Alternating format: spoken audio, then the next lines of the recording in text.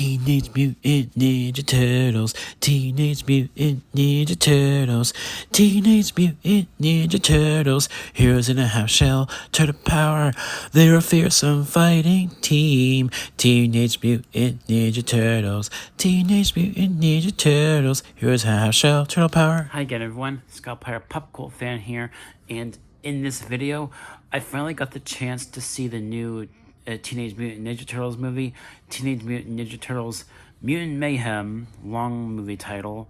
But before I go into this, I want to talk about my history with the franchise, because it's a franchise that it's targeted towards, a more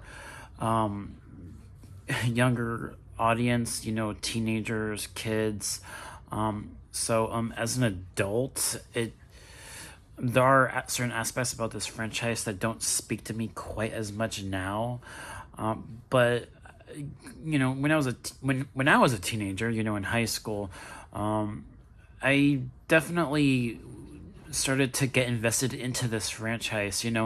I went and watched the original animated show, the 1980s cartoon, and I watched the early 2000s animated cartoon, and that's easily one of my favorite iterations of the characters in the early 2000s animated cartoon. I love that show. And then also that show easily had my favorite version of what's his name? Casey Jones. That's right, Casey Jones. Easily my favorite version of that character was in that series. And also, I know not everyone likes the Michael Bay produced live action films, but I enjoy those movies. The second film I like more than the first, but those movies are enjoyable. They're not terrible. They're enjoyable.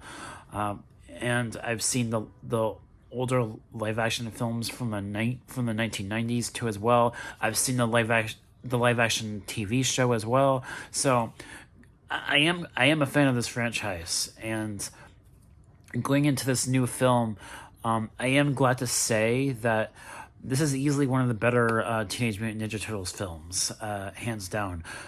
From the unique animation style to the voice cast, it was all pretty decently well done.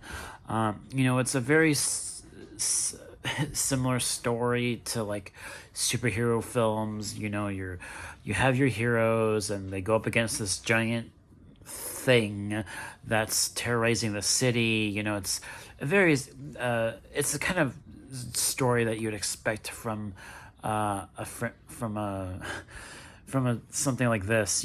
So it's a safe animated hero flick with decent action. And one thing I loved about this movie in particular was that they had Jackie Chan voice Splinter, the the rat, and I thought he was great. Jackie Chan was really great as Splinter. And then also you have the young cast as Leonardo, Raphael, Michelangelo, Donatello, and in this film, they feel so much more like teenagers than they ever did in the Michael Bay produced films. They feel a lot more like teenagers in this project, and also the voice cast just did such a better job and portraying the characters in a way that really do make them feel a lot more like kids, and I really liked that. There is one character in this movie who I was looking at the voice cast, and I'm not sure what Ice Cube was doing voicing Superfly. Once I started hearing that character talking, I could not take him seriously. Because Superfly is the villain in this movie, and I just could not take him seriously once he started talking. I just couldn't. That's probably my one major con about this movie. It's just the villain. And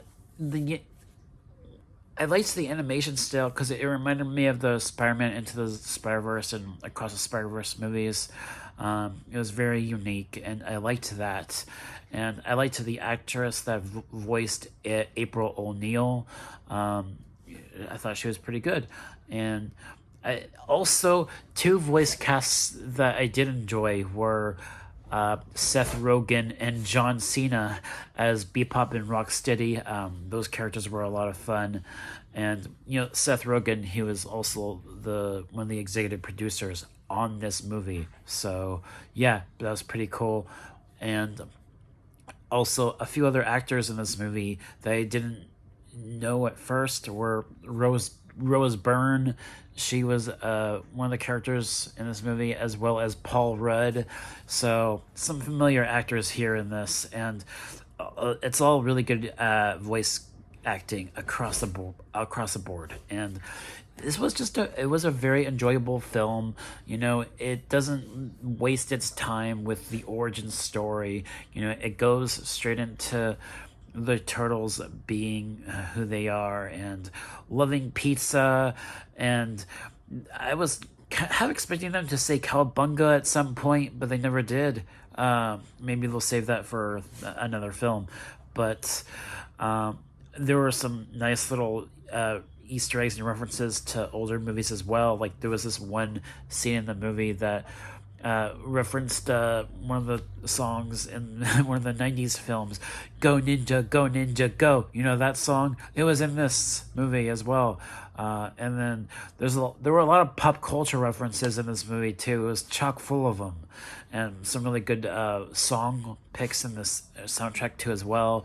The soundtrack was really good too. It was really well composed. I loved the score. And overall, this was a very, very solid Ninja Turtles film. It's easily one of my favorites now compared to some of the others.